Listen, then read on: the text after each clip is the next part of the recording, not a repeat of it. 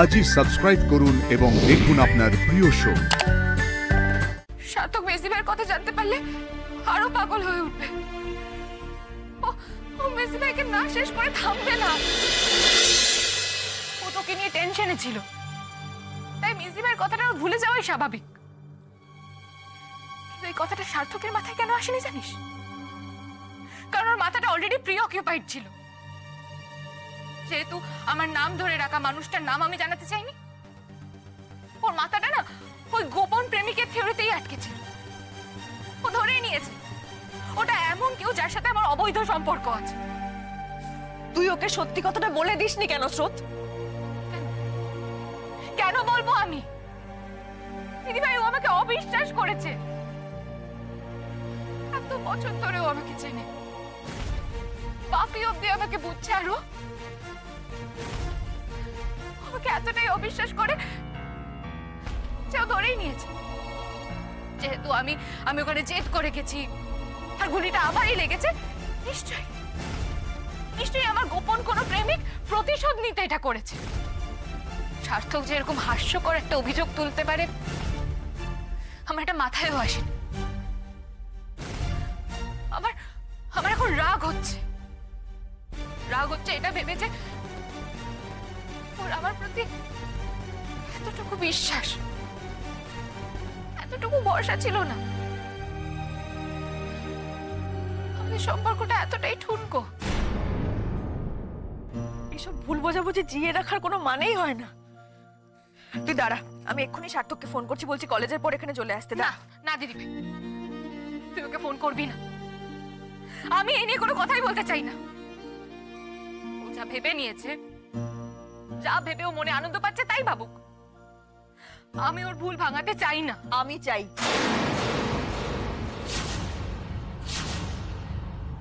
চাই সার্থক এই বাড়িতে আসবে আর তুই ওর সঙ্গে কথাও বলবি।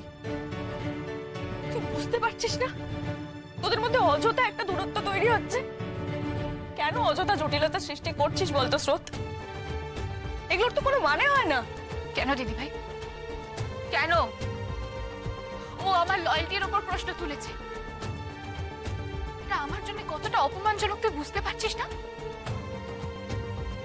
সংসারের জন্য, সম্পর্কের জন্য নিজের আত্মসম্মান বোধ ছেড়ে ফেলতে হয়। বাইরের কথাটা সব থেকে আগে আমি সার্থককে জানাতে চেয়েছিলাম, কিন্তু ওখানে যাওয়ার সাথে সাথে ও এমন সিন ক্রিয়েট করলো যে ওখানে কিছু বলা হয়ে উঠলো না।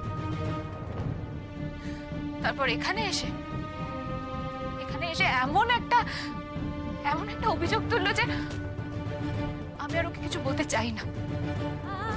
ওর যা খুশি ও তাই ভেবে নিক।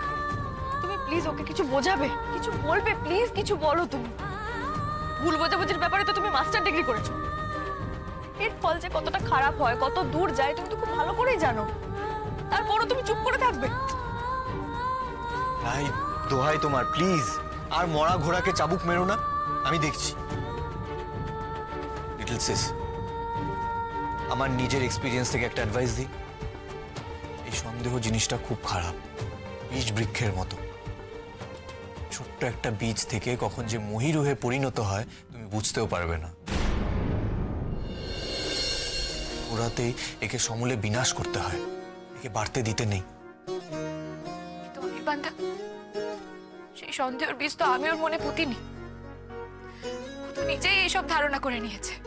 আচ্ছা বেশ, ধরে নিচ্ছি ঝড়ে উড়ে এসে সন্দেহের একটা বীজ সার্থকের মনে বপন করেছে, কিন্তু সেটাকে বাড়তে দিয়ে কোনো লাভ আছে? বলো। ও তোমাকে ভালোবাসে লিটল সিস, খুব ভালোবাসে, তার জন্যই তো তোমার প্রতি পজিটিভ। আমিও সন্দেহ করতাম তোমার দিদি ভাইকে, খুব সন্দেহ করেছি, কিন্তু তোমার দিদি ভাই কিন্তু আমাকে ক্ষমা করে দিয়েছিল। করেনি? তুমি জানো তো। তুমি পারবে না জাস্ট একবার সার্থককে ক্ষমা করে দিতে, হাতে হাত রেখে একে অপরের সাথে কথা বলে সবকিছু সর্ট আউট করে নিতে, মিটিয়ে নিতে পারবে তো?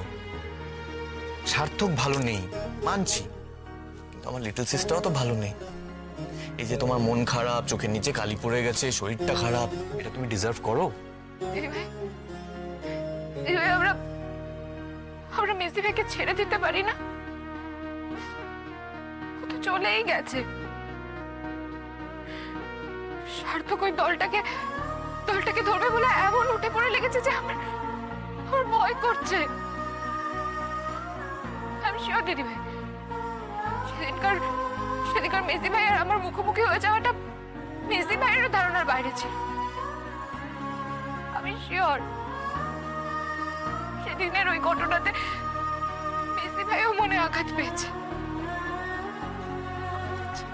না দেওয়ার উপর কি কোনো কিছু নির্ভর করছে?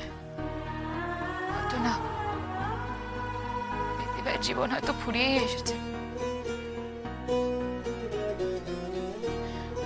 ওই দলটার বেশ লিডার হয়ে উঠেছে জানিস। আমি তো শুরু থেকে ছিলাম না, কিঞ্জলরা বলছিল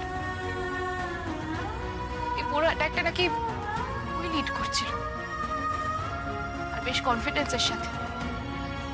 কিন্তু আমাকে ওখানে দেখেই ও থমকে গেছিল। আমি ওকে প্রথমে চিনতে পারিনি, ওর মুখটা বাঁধা ছিল,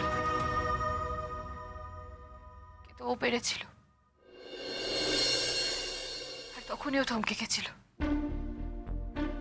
আমার গায়ে গুলি লাগার পর ও চিৎকার করে উঠেছিল, আর সেই চিৎকারটাই ওকে বিপদে ফেলে দিল। ওই দলের একজন এসে ওকে নিয়ে চলে গেল। এইভাবে হয়তো একদিনও মরে যাবে জানিস, হয়তো পুলিশের গুলিতে বা অন্য কারোর, বা হয়তো ওরই দলের কারোর। সার্থক মেজদি ভাইয়ের কথা জানতে পারলে আরো পাগল হয়ে উঠবে। ও মেজদি ভাইকে না শেষ করে থামবে না। আমি সার্থককে চিনি, এই মুহূর্তে ও প্রচন্ড রেগে আছে। বারবার বলছে ওই দলটাকে শেষ করেই ছাড়বে। কি হবে রে? এবার যদি কিছু হয়ে যায় আমি তো দায়ী হয়ে থাকবো। আমি নিজেকে কি করে ক্ষমা করব? কি করে? তবু আমাকে সার্থককে যে সব বলতেই হবে। চোখের সামনে তোর সংসার, তোর ভালোবাসা আমি শেষ হয়ে যেতে দিতে পারি না।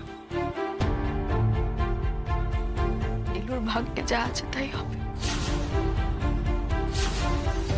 ওকে তো আমরা কেউ ওই পথে ঠেলে দিইনি, নিজে থেকে গেছে। এইভাবে যতদিন সার্ভাইভ করতে পারে করুক।